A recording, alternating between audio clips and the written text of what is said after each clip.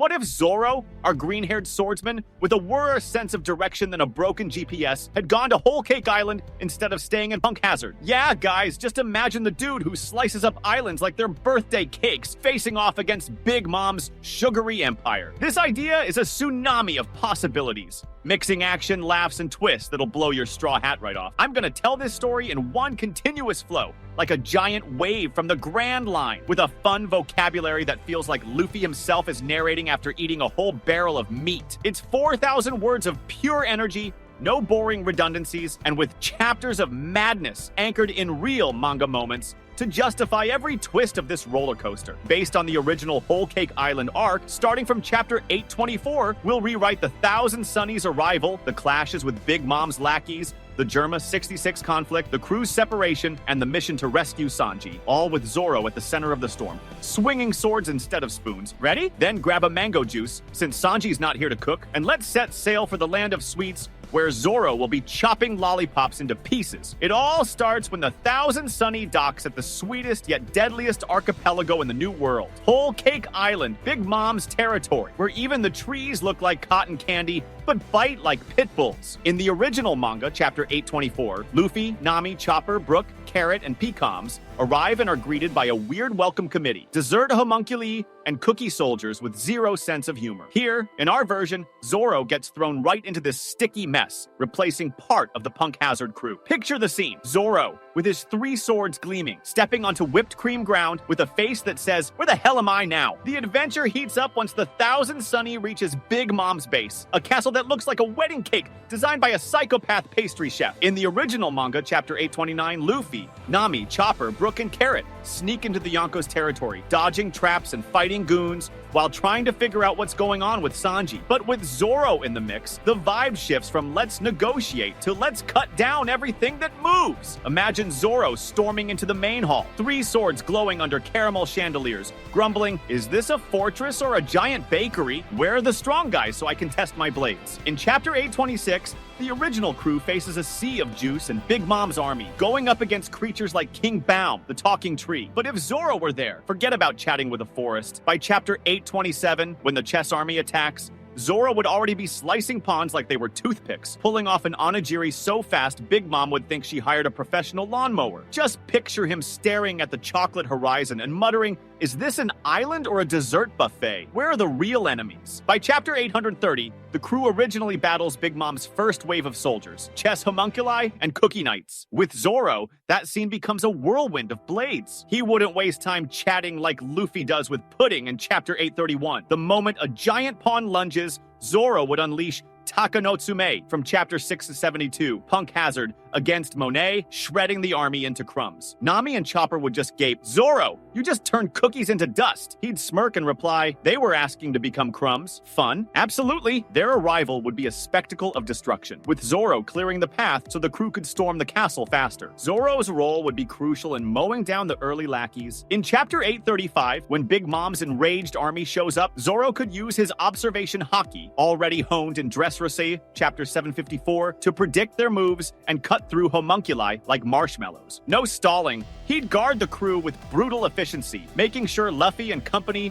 reached Big Mom with fewer scars. His presence would crank up the aggression, turning the Yonko's Tea Party into a battlefield where swords reign supreme. He'd also be vital in protecting the Sunny. In the original, Brookshine's defending the ship, chapter 842, but with Zoro, it'd be a sword show. In chapter 829, when Big Mom's soldiers try to seize the Sunny, Zoro would use his armament haki, sharpened post-time skip, chapter 672, Punk Hazard, to smash cookies into crumbs and grind homunculi into puree. No messing around. He wouldn't negotiate with Pecoms or wait for orders. He'd slash first, ask questions later. Their progress would be faster, with less talking and more action, setting the stage for an arc where Zoro is the hammer and the enemies are sugar-coated nails. Now things heat up like Sanji's pizza oven. In the original arc, chapter 832, Germa 66, Sanji's high-tech mercenary family, shows up with clones and armor, flashing like souped-up cars. Sanji, tied down by his past, hesitates to fight them. But Zoro? He's got no baggage with those cape-wearing weirdos. To him, they're just flashy targets with expensive toys. In this version, during Big Mom's minions' first attack, chapter 828, Zoro would crash into Germa 66, maybe squaring off against Yonji or Niji, in what would feel like a samurai duel versus anime robots. In the original Chapter 839, Sanji fights his brothers, but it's more family drama than a serious battle since he's weighed down by trauma and blackmail. Zoro, though, no strings attached, he'd charge straight in. Imagine him spotting Ichiji's raid suit armor, Chapter 869, and thinking, cool, a shiny toy, let's see if it cuts. With Santoryu and some basic Supreme Haki, as seen in Wano, Chapter 1010, he could slice through Vinsmoke tech like Christmas cookies. Fun? You bet.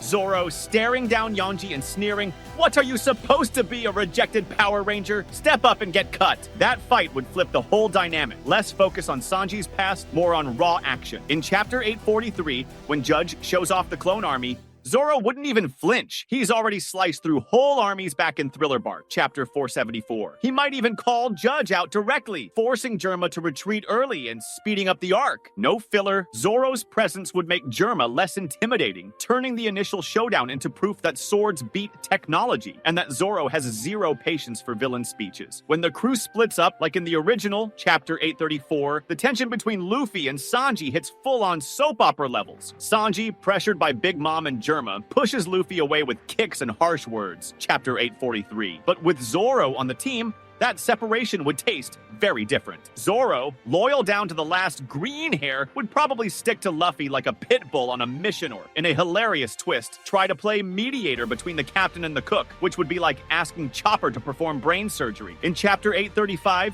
Luffy insists on waiting for Sanji in the forest, even after being rejected. Zoro, with his razor-sharp sense of honor, seen in Chapter 485 when he faces Kuma for Luffy, wouldn't let the captain sit around eating dirt alone. He might say, "All right, Captain, you want to wait for that stuck-up cook? Fine. But if he kicks you again, I'm cutting off his legs." Funny to imagine Zoro scowling, trying to wrap his head around Sanji's drama, annoying, family, whatever. Just cut them down and be done with it. He might even confront Sanji earlier, in Chapter 840, demanding answers with a blade at his throatless tears. More sparks. Alternatively, Zoro could lead a subgroup to protect Nami and Chopper, while Luffy goes after Sanji. In Chapter 846, when Big Mom's enraged army attacks, Zoro would hold the line, slicing through homunculi and soldiers like a lawnmower in a lollipop field. No stalling. His presence would keep the crew tighter, preventing the chaotic captures of the original, Chapter 851. Because nobody messes with the Sunny while the swordsman's on guard. Now, the heart of the theory, Zoro and Luffy going to rescue Sanji. In the original, Chapter 853, Luffy sneaks into Big Mom's castle with Jinbei's help, facing traps and henchmen, while Sanji sulks in his forced bridal suite. With Zoro in the mix, the mission becomes a double destruction show. Zoro, with his steel-hard loyalty, shown in Chapter 560, when he swears to protect Luffy after Marineford, would keep the captain focused, like, "Quit eating candy off the floor, Luffy. We came to save the cook, not open a bakery." Luffy faces two sweet commanders, Snack, off-screen mentioned in Chapter 837, and Cracker, Chapters 836, 842. With Zoro there, he'd take the lead against one of them, probably Cracker, the guy who makes cookies harder than titanium. Picture Zoro, blades gleaming, staring down Cracker's endless biscuit army. Nice! A snack army, time for a quick meal. The fight would be fireworks, with Zoro proving why he's the right hand of the future Pirate King. Backing this with chapters. In the original Chapter 842, Luffy fights for 11 hours against Cracker's biscuit soldiers, using Gear 4 to finally break through. But Zoro, with his training under Mihawk, Chapter 597 post-time skip flashback, and Advanced Armament Haki, Chapter 778 against Pika, would slice those biscuits like tinfoil. His Shishi Sunsen, Chapter 195 against Mr. 1, would be perfect for splitting Cracker's armor, maybe ending the battle in just a few hours. Imagine Cracker screaming, "My masterpieces," while Zoro replies, "A real masterpiece is my Wado Ichimonji, cutting you in half." If it were Snack instead mentioned as a fallen commander defeated by Uruj, Chapter 837, Zoro's win would be even quicker. By Chapter 1010, Wano, Zoro uses Supreme Haki against Kaido. In Whole Cake, he'd already show sparks of that power, destroying Snack with an Asura-style strike. Chapter 417, Eni's lobby. No dragging things out, Zoro would speed up the arc, laser precise, clearing commanders and freeing Luffy to focus on rescuing Sanji. The fight would be less of a war of attrition and more of a katana surgery, showing that no cookie, no matter how hard, can withstand a hungry swordsman. In Chapter 849, Luffy faces Cracker, one of the Sweet Commander's bounty 860 million. With Zoro alongside him, the fight would be faster. Cracker's biscuit army shredded to crumbs under Shishi Sansen, Chapter 672 used against Monet. Zoro's armament Haki, already monstrous in Dressrosa, Chapter 778, would shatter Cracker's defenses, leaving Luffy free to focus on the rescue. Fun, right? Imagine Zoro slicing giant cookies while Luffy laughs, "Zoro, save me some, they look tasty." Their friendship would shine, with Zoro acting as the brain, or at least the broken compass, keeping Luffy from getting lost in the castle. In Chapter 858, when Luffy enters Big Mom's library to talk with Pudding, Zoro could be clashing with Opera or Perospero, henchmen trying to interfere. His presence would change the toneless emotional drama around Sanji. More straight-up action. No repeats. Zoro's strength would mean faster progress, maybe even avoiding Luffy's capture, Chapter 862, because nobody walks away whole after facing the swordsman. Now comes the gut punch moment. In the original Chapter 843, Sanji, pressured by Big Mom and Germa 66, hits rock bottom and kicks Luffy in a scene dripping with pirate soap opera drama. He's trying to protect the crew and deal with his Vinsmoke trauma, but ends up hurting his captain. With Zoro there, that scene becomes a powder keg of emotion. Zoro, with a sense of honor, sharper than his blades, see Chapter 485, Thriller Bark, when he sacrifices himself for Luffy, wouldn't just stand by watching Sanji strike their captain. In Chapter 843, Sanji's attack on Luffy is a gut punch, literally. Zoro, loyal to the last strand of green hair, would step in immediately. Picture it. Sanji kicks Luffy, who collapses in the mud, and Zoro, face full of fury, draws the Wado Ichimonji and roars, "You hit Luffy? You needed to do that to prove you're strong? That's not who we are. You're part of this crew." Sanji, emotional, fires back, "I didn't want this. I'm not a pirate anymore." And Zoro, with a glare sharper than steel, snaps, "You're a fool, Sanji. To me, you'll always be one of my nakama, no matter what your past is. But now, you've got to choose. Are you with your blood family or with ours?" Fun? It'd be like a samurai duel mixed with group therapy. Zoro's intervention would be intense, maybe even sparking a clash, like a flaming Sanji kick against a restrained sword strike. Chapter 301, Water 7, shows how serious their fights can get, but Zoro, with his blunt logic, Chapter 560 post-Marineford, wouldn't let Sanji sink into despair. He might even force a fight to wake him up, saying, "If you want to leave the crew, prove it by fighting me for real." The stage is set, and the drama's burning hotter than Sanji's Diablo Jambi. In Part 2, Zoro shook the cook to his core, making him face the fact that the Straw Hats are his real family. Now, in the final rescue, Zoro and Luffy team up as a pure shot of adrenaline. In the original manga, Chapter 853, Luffy sneaks into Big Mom's library with Jinbe's help to save Sanji, fighting off traps and minions like Opera. With Zoro in the mix, that mission would turn into a full-on frontal assault, straight out of an action movie, with swords flying and rubber stretching everywhere. In Chapter 858, Luffy confronts Sanji in prison, convincing him to return. Here, Zoro would be glued to his captain, using his observation Haki, honed in Dressrosa, Chapter 754, to dodge homunculi and candy traps like a ninja in a candy maze. Picture the scene. Luffy, grinning like a happy idiot, yelling, "Sanji, get back to the sunny," while Zoro slices through a reinforced chocolate door with an onigiri, Chapter 672, punk hazard, and growls, "If that cook doesn't come now, I'll drag him by his blonde hair myself." Fun, right? It'd be like watching two bickering brothers rescuing the third in an impossible mission. When Sanji finally gives in, Chapter 858, Zoro wouldn't leave room for more drama. He'd throw him a death stare and say, "You're coming back? Good, because I didn't walk into this giant cake just to eat crumbs." Zoro's presence would speed up the rescue, avoiding the chaotic captures of the original Chapter 862, since nobody messes with the swordsman without getting diced. No wasted motion. Zoro's strength and loyalty would keep Luffy focused, turning the mission into a lightning strike that leaves Big Mom looking like she bit into a sour cake. With Sanji back, the final showdown explodes like a whipped cream volcano. In the original, Chapter 889, Luffy leads the Sunny's escape while Big Mom and her commanders try to turn the crew into snacks. Here, Zoro and Luffy form a front line of pure synchronized chaos, like a tornado of steel and rubber. Zoro, with his mountain-splitting sword skills, Chapter 7 and 78 against Pika, could take on Big Mom's toughest subordinates, maybe even Katakuri himself, leaving Luffy free to deal with the Yonko. In Chapter 879, Luffy battles Katakuri, the Sweet Commander with a 1.057 billion bounty in an epic clash of Haki and Mochi. With Zoro on board, he'd take over that fight, unleashing his supreme haki, shown in Wano chapter 1010, to shatter Katakuri's mirror world like a glass window. Imagine Zoro staring down the sticky mochi and saying, "What are you, a human gumball? Let's see if it cuts." His Asura, chapter 417, Ini's lobby, would be perfect to counter Katakuri's future sight observation haki, turning the fight into a duel of titans that ends way faster than Luffy's 11-hour struggle. If Katakuri stayed with Luffy, Zoro could face Perospero or Smoothie, chapter 879 mentioned as threats. With Santoryu, he'd slice through Perospero's candy constructs, chapter 877, like toothpicks, shouting, "Is this candy or cement? Doesn't matter, it's dust now." Fun? Absolutely. Zoro's presence would make the final battle far less desperate, with him and Luffy looking like a duo that makes Big Mom's army seem like a bunch of amateur pastry chefs. No dragging things out, every slash from Zoro clears the way, ensuring the Sunny escapes with fewer scratches. While Luffy clashes with Big Mom, chapter 889, Sea Battle, Zoro would guard the Sunny, tearing through waves of enemies like a wolf in a cookie henhouse. In the original, Brook and Chopper hold things together, but with Zoro, the ship would become a floating fortress. Just look at chapter 890. When Big Mom's army surrounds the Sunny, Zoro would coat his blades in armament haki, chapter 672,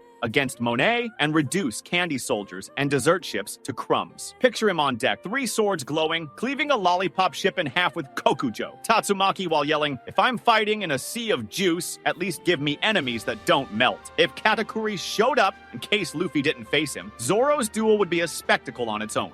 Just look at chapter 890. When Big Mom's army surrounds the Sunny, Zoro would coat his blades in armament haki, chapter 672, against Monet, and reduce candy soldiers and dessert ships to crumbs. Picture him on deck, 3 swords glowing, cleaving a lollipop ship in half with Kokujo. Tatsumaki while yelling, "If I'm fighting in a sea of juice, at least give me enemies that don't melt." If Katakuri showed up, in case Luffy didn't face him, Zoro's duel would be a spectacle on its own. Just look at chapter 890. When Big Mom's army surrounds the Sunny, Zoro would coat his blades in armament haki, chapter 672, against Monet, and reduce candy soldiers and dessert ships to crumbs. Picture him on deck, 3 swords glowing, cleaving a lollipop ship in half with Kokujo. Tatsumaki while yelling, "If I'm fighting in a sea of juice, at least give me enemies that don't melt." If Katakuri showed up, in case Luffy didn't face him, Zoro's duel would be a spectacle on its own. In chapter 893, Katakuri uses his Mochi Mochi no Mi to set up traps. Zoro, with Mihawk's training, chapter 597 flashback, would cut through Mochi like bread dough, pulling off moves like Daishinkan, chapter 1010, Wano. Imagine Katakuri, stoic as a statue, getting thrown off. "This guy's slicing my mochi like it's nothing." Zoro's reply, "Mochi, steel, doesn't matter. Everything gets cut in front of me. No wasted detours." Zoro's strength would reduce Big Mom's army to crumbs, guaranteeing the crew's stylish escape. With Sanji rescued and Big Mom left behind, chapter 902, Final Escape, the arc would end with the Straw Hats tighter than ever. Zoro's presence changed everything. Less family drama, more raw action, and a loyalty lesson that echoes like thunder. In the original, chapter 903, Luffy is hailed as the 5th emperor after the victory. With Zoro, that title would shine brighter,